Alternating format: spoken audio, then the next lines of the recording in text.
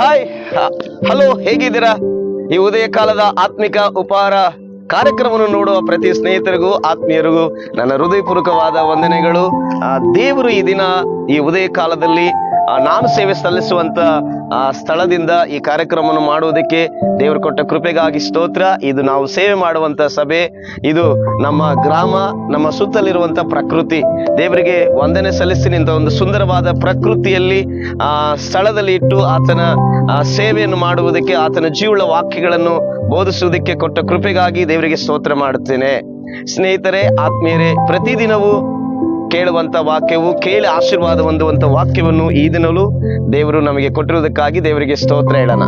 ದೇವರು ಈ ದಿನ ಕೊಟ್ಟಂತ ವಾಕ್ಯ ಸತ್ಯವೇದದಲ್ಲಿರುವ 144ನೇ ಕೀರ್ತನೆ, ಅದರಲ್ಲಿ 3ನೇ ವಚನ ಹೀಗೆ ಹೇಳುತ್ತದೆ: ಯೆಹೋವನೇ, ಮನುಷ್ಯನು ಎಷ್ಟು ಮಾತ್ರದವನು, ಅವನನ್ನು ನೀನು ಏಕೆ ನೆನೆಸಬೇಕು?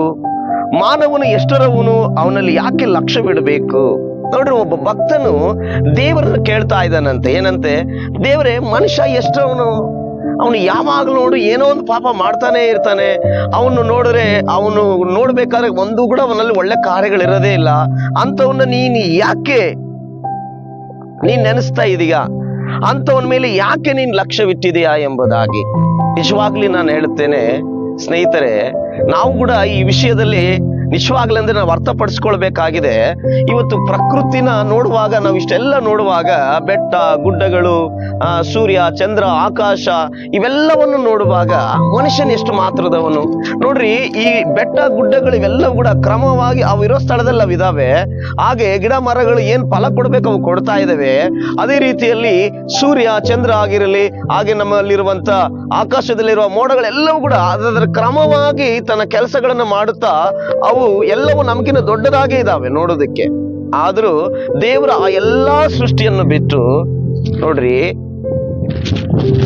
ಬುರೆ ಉಸಿರಾಗಿರುವಂತ ಮನುಷ್ಯನಾಗಿರುವ ದೇವರು ನಮ್ಮನ್ನು ಲಕ್ಷಿಸ್ತಾನಂದ್ರೆ ನಮ್ಮ ಮೇಲೆ ದೇವರಿಗೆ ಯಾಕೆ ಇಷ್ಟೊಂದು ಲಕ್ಷ್ಯ ಇರಬೇಕೆಂದೇಳಿ ಇವತ್ತು ನಮ್ಮೊಳಗಡೆ ಒಬ್ಬ ಭಕ್ತನು ದೇವರ ಸಂಗಡ ಕೇಳುವಂತ ವಿಷಯ.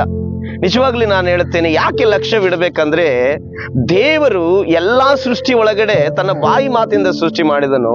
ಆದ್ರೆ ಮನುಷ್ಯನನ್ನು ಮಾತ್ರ ತನ್ನ ಕೈಯಿಂದಲೇ ಸೃಷ್ಟಿಸಿ ತನ್ನ ಬಾಯಿಂದ ನಮ್ಮ ಮೂಗಿನೊಳಗಡೆ ತನ್ನ ಶ್ವಾಸವನ್ನಿಟ್ಟು ತನ್ನನ್ನು ಮಾತನಾಡುವ, ತನ್ನ ಸಂಗಡ ತನ್ನನ್ನು ಆರಾಧಿಸುವ ಜನರನ್ನಾಗಿ ದೇವರು ಮಾಡಿಕೊಂಡು ತನ್ನ ಸ್ವಕೀಯ ಪ್ರಜೆಗಳನ್ನಾಗಿ ನಮ್ಮನ್ನು ಮಾಡಿಕೊಂಡಿರುವುದರಿಂದಲೇ ದೇವರು ನಮ್ಮ ಮೇಲೆ ನೆನೆಸುವನಾಗಿದ್ದಾನೆ. ನಮ್ಮನ್ನು ಆತನು ಜ್ಞಾಪಕ ಮಾಡಿಕೊಳ್ಳುವ ದೇವರಾಗಿದ್ದಾನೆ. ನಮ್ಮ ಮೇಲೆ ಲಕ್ಷ್ಯವಿಡುವ ದೇವರಾಗಿದ್ದಾನೆ. ಅದಕ್ಕಾಗಿ ಜನರೇ, ಪ್ರಕೃತಿ ಎಲ್ಲ ನೋಡುವಾಗ ನಾವು ಈ ಚಿಕ್ಕವರು ನಿಜವಾಗ್ಲೂ ಹೇಳ್ಬೇಕಂದ್ರೆ, ಆದ್ರೆ ದೇವರ ಸ್ವರೂಪದಲ್ಲಿ ನಮ್ಮನ್ನು ಉಂಟು ಮಾಡಿಕೊಂಡಿರುವುದರಿಂದ ದೇವರು ನಮ್ಮ ಮೇಲೆ ಲಕ್ಷ್ಯವಿಟ್ಟು ನಮ್ಮನ್ನು ನೆನೆಸುತ್ತಾ, ನನ್ನ ಮಕ್ಕಳು ಎಂದೇಳಿ ನಾವೇನೇ ತಪ್ಪುಗಳನ್ನು ಮಾಡ್ತಾ ಹೋಗ್ತಾ ಇದ್ರು ಕೂಡ ಇವತ್ತಿಲ್ಲ ನಾಳೆ ಬದಲಾವಣೆ ಹೊಂದುತ್ತಾರೆ ಎಂಬುದಾಗಿ ದೇವರು ಆತನು ನಮ್ಮ ಮೇಲೆ ಲಕ್ಷ್ಯವಿಟ್ಟು ನಮ್ಮನ್ನು ರಕ್ಷಿಸುವುದಕ್ಕೆ ಪ್ರತಿ ದಿನನೂ ಆತನು ನಮ್ಮನ್ನು ನೋಡ್ತಾ ಇರುವ ದೇವರಾಗಿದ್ದಾನೆ. ಆ ಕಾರಣದಿಂದ ಆತನ ಶ್ವಾಸ ನಮ್ಮಲ್ಲಿರುವುದರಿಂದ, ಆ ಪರಿಶುದ್ಧವಾದ ಶ್ವಾಸ ನಮ್ಮಲ್ಲಿರುವುದರಿಂದ ನಮ್ಮನ್ನು ನೆನೆಸುವ ದೇವರು, ನಮ್ಮ ಮೇಲೆ ಲಕ್ಷ್ಯವಿಟ್ಟದ ದೇವರ ಕಡೆಗೆ ನಾವು ತಿರುಗಿಕೊಂಡು ನಮ್ಮಲ್ಲಿರುವ ಯಾವೇ ಅನರ್ಥ ಕೃತ್ಯಗಳಲ್ಲಿ ನಾವು ಬಿಟ್ಟು ಜೀವಿಸುವುದಾದರೆ ಖಂಡಿತ ದೇವರು ನೆನೆಸುವುದಕ್ಕೂ ದೇವರ ಲಕ್ಷ್ಯ ಇಡುವುದಕ್ಕೂ ಖಂಡಿತವಾಗಿಯೂ ನಿಜವಾದ ಒಂದು ಆತನಿಟ್ಟಿರುವುದಕ್ಕೆ ನ್ಯಾಯವಾಗಿರುವಂತದ್ದಾಗಿರ್ತದೆ. ಆ ಕಾರಣದಿಂದ ನಾವು ಉದಯ ಕಾಲದಲ್ಲಿ ಪ್ರಾರ್ಥಿಸಿಕೊಂಡು ದೇವರ ನಾಮವನ್ನು ಮಹಿಮೆ ಪಡಿಸೋಣ.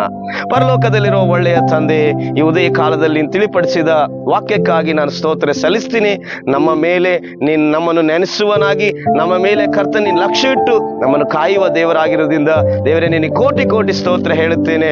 ಅದೇ ರೀತಿಯಲ್ಲಿ ನೋಡುವ ಪ್ರತಿಯೊಬ್ಬರಿಗೂ ದೇವರೇ, ನೀನು ನೆನೆಸುವವನು, ಜನರನ್ನು ನೀನು ಅವರ ಮೇಲೆ ಲಕ್ಷ್ಯ ಇಡುವವನು, ಅವರೆಲ್ಲರಿಗೆ ಶ್ವಾಸ ಇಟ್ಟಿರುವ ದೇವರು ನೀನೆಂದು ಪ್ರತಿ ಜನರಿಗೆ ತಿಳಿಪಡಿಸಿ ಅವರ ಮನಸ್ಸು, ಅವರ ಹೃದಯಗಳು, ಅವರ ಮನನೇತ್ರಗಳನ್ನು ತರ ಮಾಡಿ ಪ್ರತಿಯೊಬ್ಬರನ್ನು ಆಶೀರ್ವದಿಸಬೇಕೆಂದೇಳಿ ಯೇಸುವಿನ ನಾಮದಲ್ಲಿ ನಾನು ಪ್ರಾರ್ಥಿಸುವನಾಗಿದ್ದೇನೆ ತಂದೆ. Amen. Thank you. God bless you.